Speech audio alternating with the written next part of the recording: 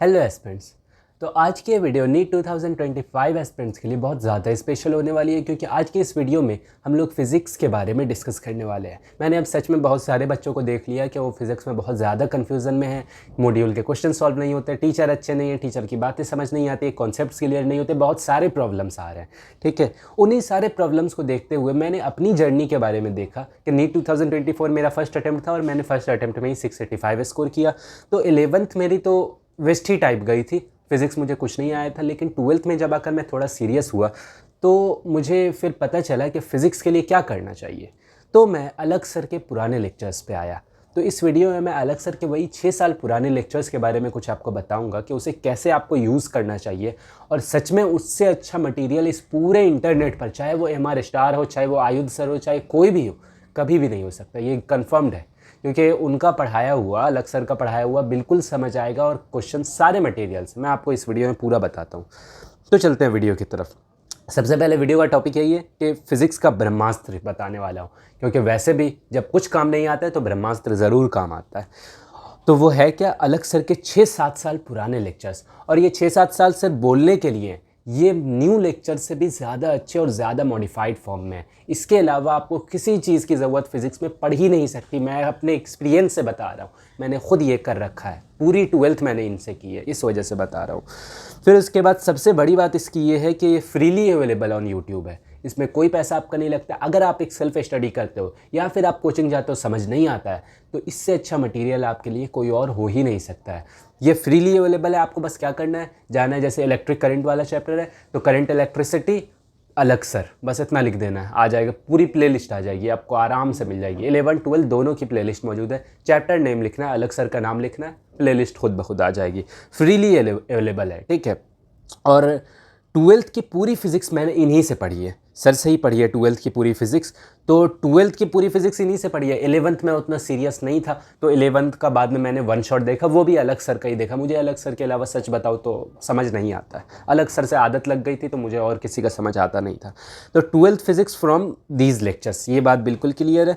फिर आ जाते हैं कि अब मैंने इन सब से पढ़ा है तो हुआ क्या उससे कि मैं 12th बोर्ड्स में 92% मैंने स्कोर किया था और 685 मैंने नीट में फ़र्स्ट अटेम्प्ट में स्कोर किया। तो बहुत बड़ा क्रेडिट अलग सर को जाता है, शायद ऑलमोस्ट 60-70% अलग सर को ही जाता होगा, ठीक है।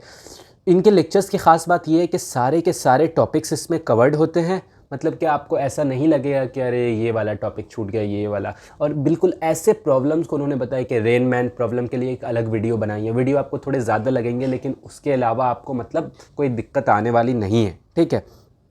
दूसरी चीज़ कि सारे के सारे टॉपिक कवर्ड हैं, सारे कॉन्सेप्ट्स आपके क्लियर हो जाएंगे और ऐसा लगेगा आपको कि सारी चीज़ें अपनी लाइन बाय लाइन समझ आएंगी। तो उनके लेक्चर्स करने से पहले मैं आपको कुछ सजेशंस देना चाहूँगा। जैसे जो चीज़ें मुझे ज़्यादा लगी थी उनको आपको रिमूव कर देना। जैसे कि बहुत सारे टॉपिक्स अब आपको ऐसे मिलेंगे जो कि अब रिमूव हो चुके हैं, ठीक है। तो मतलब बहुत सारे ऐसे हैं, अब मैं क्या गिनाऊंगा। तो उन सारे टॉपिक्स को आपको अब इग्नोर करना है, उसे अवॉइड करना है, ठीक है। पहली चीज़ आपको ये ध्यान देनी है। दूसरी चीज़ ये ध्यान देनी है कि अब आप इसको, अगर आप एक ड्रॉप वाले स्टूडेंट हो तो अब आपको स्कूल का तो ज़्यादा पढ़ना नहीं है। तो जब सर पढ़ाते हैं अगर उस लेक्चर्स में, तो सर पूरा डेरिवेशन करवाते हैं। मिरर वाले में भी मिरर बनाकर, पूरा डायग्राम बनाकर पूरा डेरिवेशन करवाते हैं। तो मैं कहूँगा कि वैसे लेक्चर्स को आप नोट में ना लिखें, जो आप कॉपी बनाए उसमें ना लिखें, लेकिन देख ज़रूर लें, क्योंकि उन डेरिवेशन से आपको कॉन्सेप्ट पूरा समझ आ जाएगा। बल्कि डेरिवेशन आने को नहीं है, लेकिन फिर भी जब तक डेरिवेशन आपको समझ नहीं आएगा तब तक आपके कॉन्सेप्ट से क्लियर नहीं होंगे। इसलिए बोल रहा हूँ, सर जब डेरिवेशन करवाएं तो आपको उसे देखना ज़रूर है, समझना है। बट अगर कॉपी में नहीं उतारते हैं, ये ऑप्शनल चीज़ है, आपकी मर्ज़ी है, ठीक है। बट रिमूव टॉपिक्स को आप छोड़ देंगे। मैंने छोड़ दिया था रिमूव टॉपिक्स को, तो रिमूव टॉपिक्स छोड़ दीजिए, क्योंकि वो बहुत पुराने हैं। तो सारे के सारे टॉपिक्स कवर्ड हैं, ठीक है। 10 to 12 एवरेज लेक्चर्स पर चैप्टर होंगे यहाँ पर, कि आपको ऐसा नहीं है कि ज़्यादा लेक्चर्स देखने को मिल जा रहे हैं। 10 to 12 एवरेज लेक्चर्स हैं, मतलब कि ज़्यादा हैं भी नहीं, वरना अभी जो PW के लेक्चर्स हैं वो 20-25 इतने ज़्यादा हैं। और बहुत सारे बच्चे इसी चीज़ से सफ़र कर रहे हैं कि उनको समझ नहीं आता कि इतने सारे को कैसे कवर किया जाए, ठीक है। तो सर का ज़्यादा है नहीं, सर के मतलब 10 to 12 एवरेज लेक्चर्स पर चैप्टर होते हैं, जो आप आराम से 1 घंटे का होता है, 1.5 घंटा बहुत ज़्यादा हो गया, 1 घंटे का होता है, 1 घंटे में आपको वो पूरा पढ़ा देते हैं, ठीक है। तो 10-12 हो जाते हैं। बस मुझे याद है कि मिरर वाले चैप्टर का, जो कि वो रे ऑप्टिक्स है। तो रे ऑप्टिक्स वाले चैप्टर में उनके 23 लेक्चर्स है, तो थोड़े ज़्यादा हो जाता है, बट फिर भी वो बाकियों के मुकाबले में कम ही है, ठीक है। और फिर उसके बाद आपको किसी की ज़रूरत नहीं पड़ने वाली है, ये गारंटीड है। अगर आप फिज़िक्स में कुछ प्रॉब्लम फेस कर रहे हो तो ये महाब्रह्मास्त्र है, इसके बाद आपको किसी चीज़ की ज़रूरत नहीं पड़ेगी, ठीक है।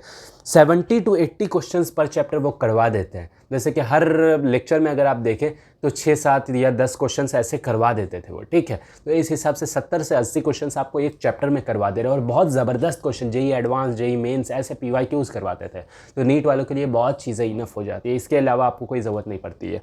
फिर अगर जब आप 70 से 80 क्वेश्चन इसके कर लेते हैं, तब आपको कोई सी भी बुक आप उठाएं, DC पांडे उठाएं या कोई सी भी, आप वो सॉल्व कर लेंगे आराम से। सर ने ऐसे लेक्चर्स बनाए जो जेई वालों को भी काम देंगे, नीट वालों को भी। तो अब आप एक नीट वाले हो फिर भी उस लेवल का पढ़ रहे हो, तो सोचो आप कोई भी बुक उठाओ, सॉल्व हो जाएगी आपसे।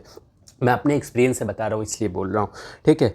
तो अब आप यही बातें ध्यान रखिएगा कि अलग सर के इतने ईयर्स ओल्ड लेक्चर्स सिर्फ बोलने के लिए ओल्ड हैं, वो सच में बहुत अच्छे हैं, वो मतलब न्यूज़ से भी बहुत अच्छे हैं। बस आपको रिमूव टॉपिक्स हटा देने हैं और थोड़ा सा स्कूल वाली जो चीज़ें उसे मैनेज कर लेना है, ठीक है। और बाकी अगर आपकी कोई क्लासेस चलती है, अगर अच्छी नहीं चल रही हैं, तो आप इस पर ध्यान दे सकते हैं। और इसके बाद आप कोई भी मॉड्यूल, कोई भी चीज़ सॉल्व करते हैं, वो सॉल्व हो जाएगा। और बाकी अगर आपको कोई प्रॉब्लम आती है तो आप मुझे कमेंट करके पूछ सकते हैं, मैं हमेशा आपका आंसर दूंगा। बाकी वीडियो में चीज़ अच्छी लगी हो तो लाइक ज़रूर कीजिएगा, और कोई राय बनती हो तो कमेंट ज़रूर कीजिएगा। Thank you.